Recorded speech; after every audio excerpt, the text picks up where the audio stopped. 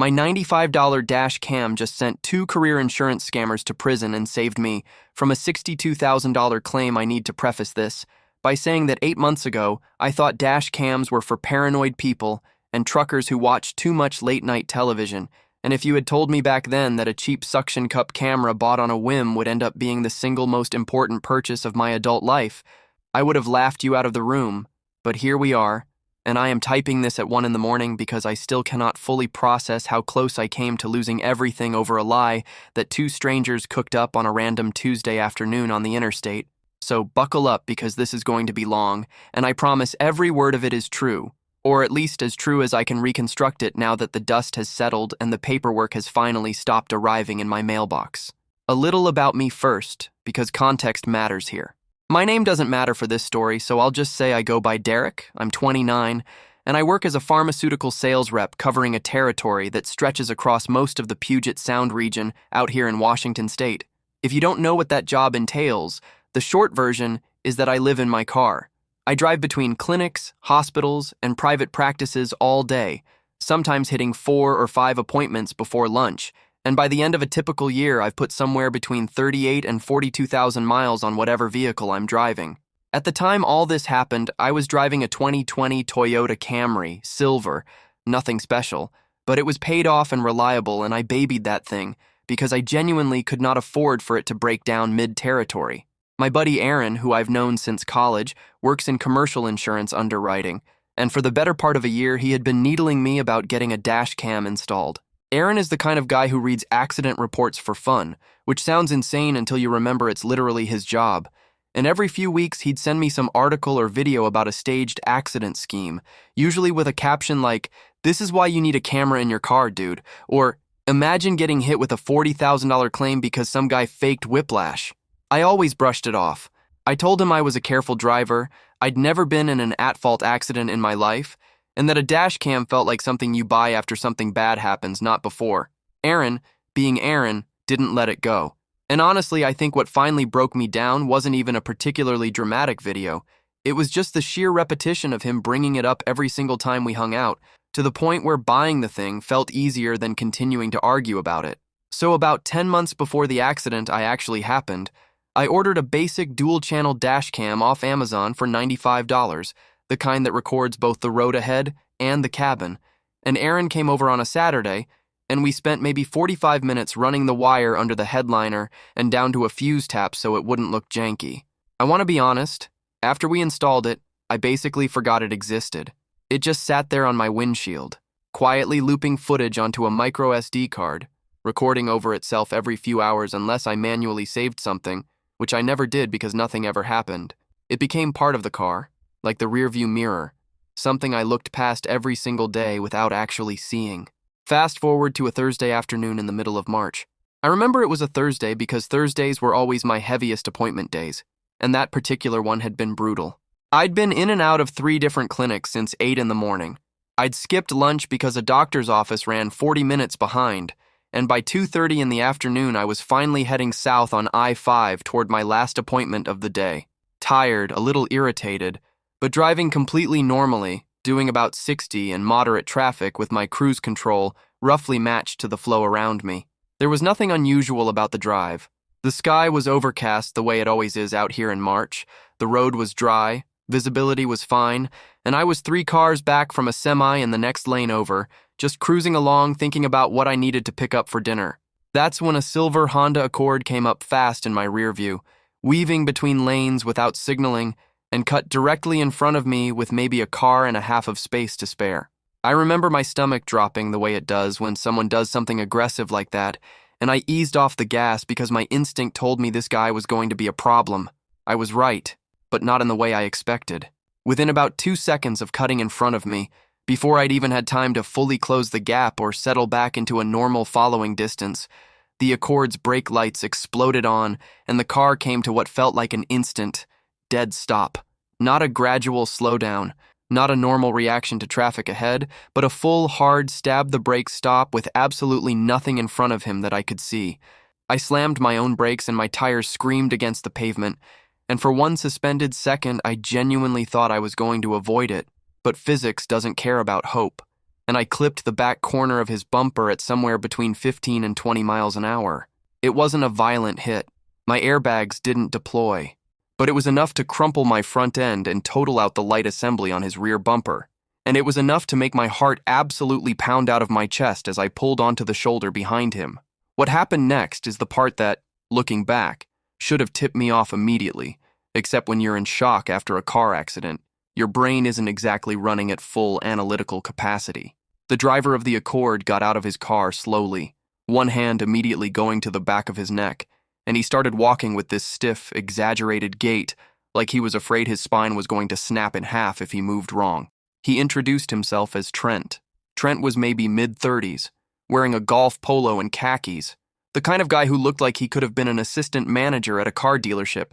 And the first thing out of his mouth wasn't, "Are you okay?" or even, "What happened?" It was, "Man, my neck, oh my God, my neck."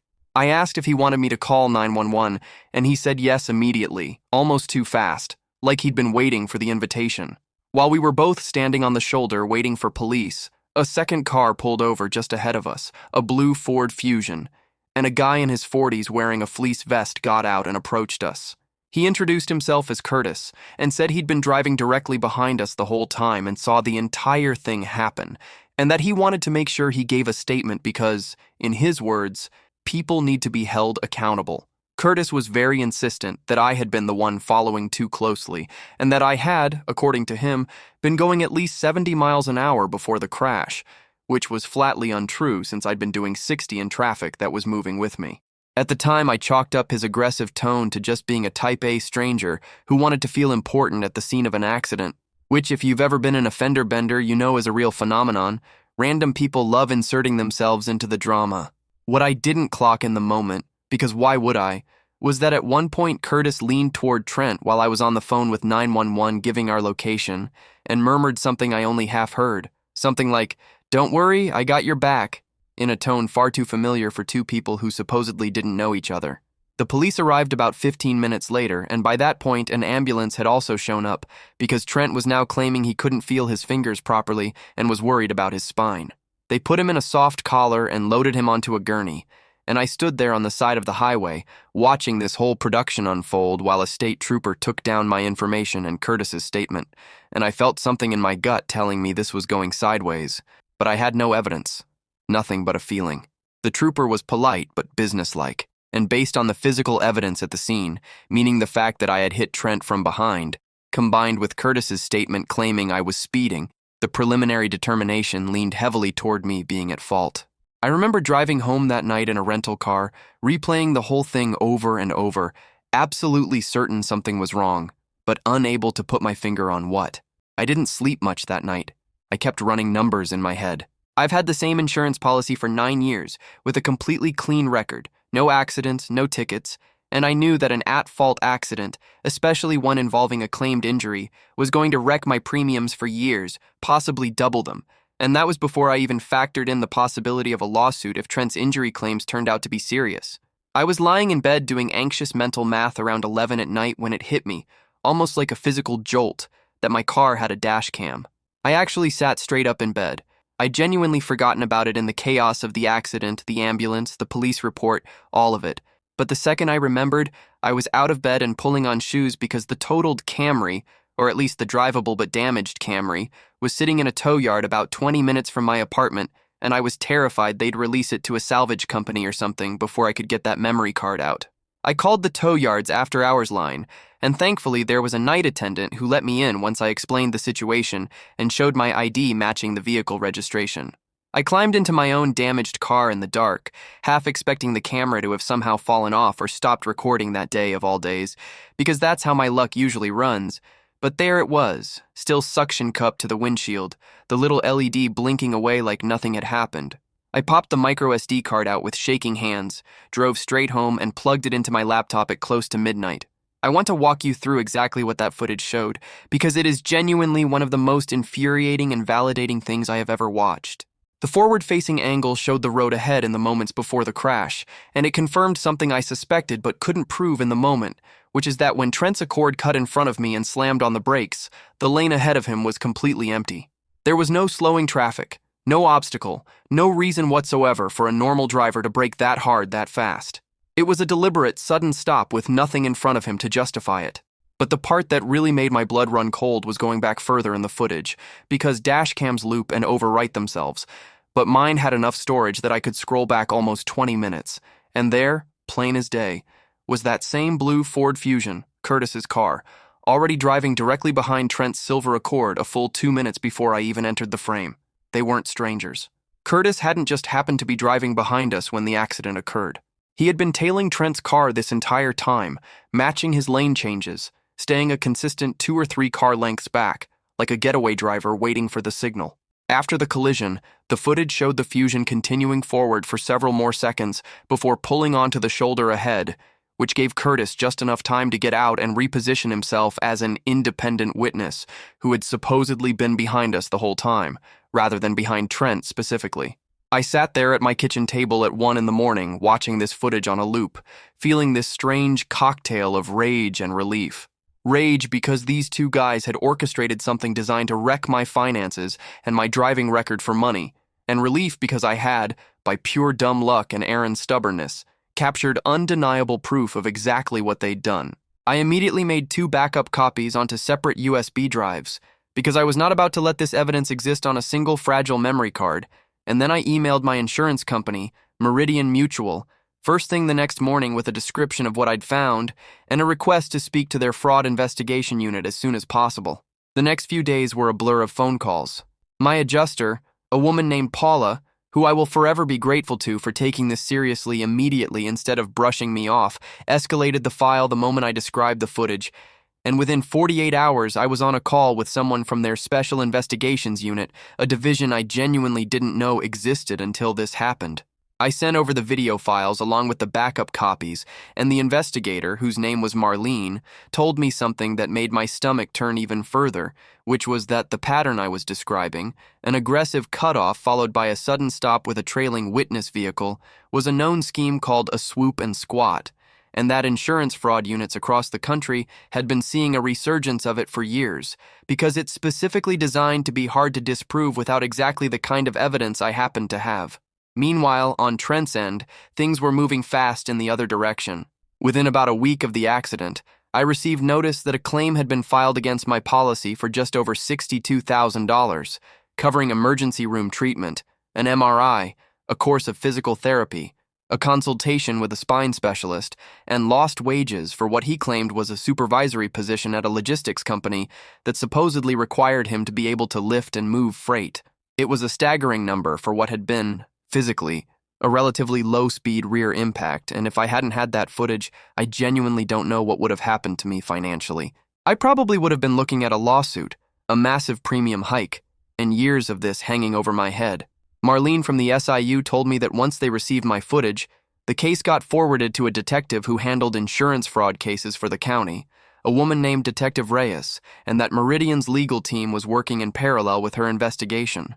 About 3 weeks after the accident, Detective Reyes called me directly to ask if I'd be willing to come in and give a formal statement and hand over the original memory card as evidence, which of course I agreed to immediately. During that meeting, she told me something that genuinely floored me. This wasn't Trent's first rodeo. According to her preliminary digging, Trent, whose full name turned out to be Trent Kowalski, had been involved in at least 3 other suspiciously similar accidents over the previous 4 years, spread across 2 different states, each time filing injury claims against the other driver's insurance, each time settling for tens of thousands of dollars before anyone dug deep enough to question it. In 2 of those prior cases, the other driver simply didn't have any evidence to contradict his story, and their insurance companies, wanting to avoid the cost and risk of litigation, had settled the claims rather than fight them. Detective Reyes said that, in insurance fraud circles, this kind of low-level repeated scheme is actually incredibly common, precisely because most people don't have footage. Most companies would rather settle than litigate, and the amounts, while huge to an individual driver, are often just below the threshold that triggers aggressive prosecutorial attention on their own. It's only when a case gets flagged with hard evidence, like mine, that the pattern becomes visible and prosecutors start connecting the dots across jurisdictions. The investigation moved forward from there, and it turned out my dash cam wasn't even the only piece of damning evidence. Once Detective Reyes had enough for a warrant, they pulled phone records and text messages between Trent and Curtis, whose last name I later learned was Voss, and the texts were almost comically incriminating once you knew what you were looking for. I actually got to see redacted excerpts of some of them later during the court proceedings, and there were exchanges from the morning of the accident where Trent texted something along the lines of, "I'll take the middle lane heading south, you stay a few cars back in the Fusion," and Curtis responded with something like, "Got it, what time?" There was another exchange from earlier in the week, apparently while they were planning it, where Curtis reminded Trent to sell the neck and back this time. Don't overdo the head thing again. The doctor called us out on that last time, which, as horrifying as it is to read, was also apparently a direct reference to one of the prior claims Trent had filed, where he'd tried to add a head injury on top of everything else, and a treating physician had flagged inconsistencies that nearly blew up that earlier scheme. These two had clearly refined their playbook over multiple attempts, learning what worked and what raised red flags, treating insurance fraud like a business with quality control notes. Curtis, it turned out, wasn't just a one-time accomplice either. Once his name came up in the investigation, it connected to at least one of Trent's prior incidents as well, meaning he'd played the independent witness role before, which under the law elevates this from a single bad decision into an ongoing criminal conspiracy. Between the two of them, prosecutors ended up charging both men with felony insurance fraud, conspiracy to commit fraud, and filing a false police report.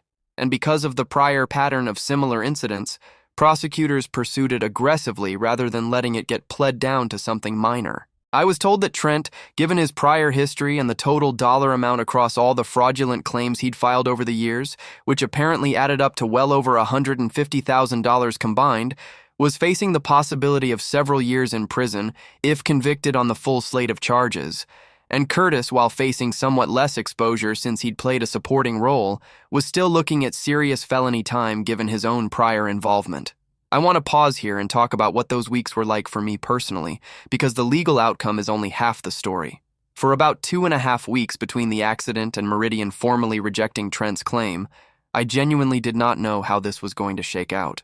I remember lying awake doing math on what a doubled insurance premium would look like over the next several years, what it would mean for my ability to afford my apartment, whether my job, which requires a clean driving record to maintain my company car privileges, would be affected if this went on my record as an at-fault accident with a bodily injury claim attached. I remember snapping at my girlfriend at the time over something completely unrelated because I was so wound up about the whole situation, and I remember calling Aaron more times in those 2 weeks than I probably had in the entire previous year, partly to vent and partly, honestly, to thank him, because I kept telling him that if he hadn't nagged me into buying that stupid camera, I would have had absolutely nothing to fight back with. Aaron, to his credit, did not gloat nearly as much as he had every right to. He mostly just kept telling me it was going to be fine once the investigators saw the footage, and he turned out to be right. But living inside that uncertainty for weeks was genuinely one of the more stressful stretches of my adult life, made worse by the fact that I couldn't really talk about the ongoing criminal investigation with most people, since Detective Reyes had asked me to keep details close to the vest while they built the case. The formal resolution came in stages. First, Meridian's SIU issued a formal denial of Trent's claim, citing the footage as clear evidence that the collision was staged and that Trent had deliberately induced the crash through an unsafe and intentional sudden stop with no legitimate traffic reason behind it. That alone was an enormous weight off my shoulders, because it meant my policy wasn't going to be paying out $62,000 for a fake injury, and it meant my own record could be corrected to reflect what actually happened. Around the same time, my 9 years of clean driving history were reinstated on my policy, since the accident was reclassified as not at fault once the fraud was established, and Meridian covered the roughly $4,800 in damage to the front end of my Camry without any further argument, then turned around and pursued subrogation against Trent directly to recover those costs, on top of everything else he now owed. The criminal case took considerably longer, as these things do. It was almost 7 months from the date of the accident before Trent and Curtis's cases actually resolved in court, and I was called in twice during that period, once for a preliminary hearing, and once to testify at what turned into a plea negotiation rather than a full trial, because apparently once prosecutors laid out the combined weight of the dash cam footage, the text messages, and the pattern of prior incidents in other jurisdictions, Trent's attorney recommended he take a plea deal rather than risk the maximum exposure at trial. Curtis followed suit shortly after, taking a somewhat lesser plea given his secondary role, though he still ended up with a felony conviction on his record and a suspended sentence contingent on restitution and probation, while Trent, given the aggravating factor of his repeated prior offenses, received an actual custodial sentence. Though I'll admit, I don't remember the exact number of months because by that point I was mostly just relieved the whole thing was finally over and I wasn't paying close enough attention to the sentencing details to have them memorized. There's a small coda to this story that I think is worth mentioning. About a month after everything wrapped up, I spent the extra $120 to add a second dash cam to my current car, this one facing rearward out the back window. Because after living through this, I decided I never again wanted to be in a position where my word alone had to stand up against someone else's deliberate lie. Aaron, predictably, has not let me forget that he was right, and honestly I don't even mind anymore because he's told me multiple times since then that seeing this whole thing play out from the inside, given his own background in underwriting, made him even more convinced that staged accidents are far more common than most people realize, precisely because most people don't have the evidence to expose them when they happen.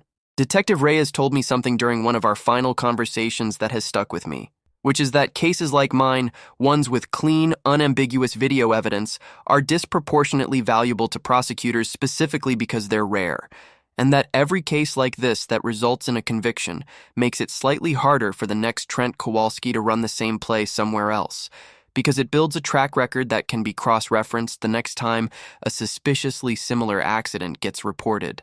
I think about that Thursday afternoon on I-5 more often than I'd like to admit, mostly because of how differently it could have gone.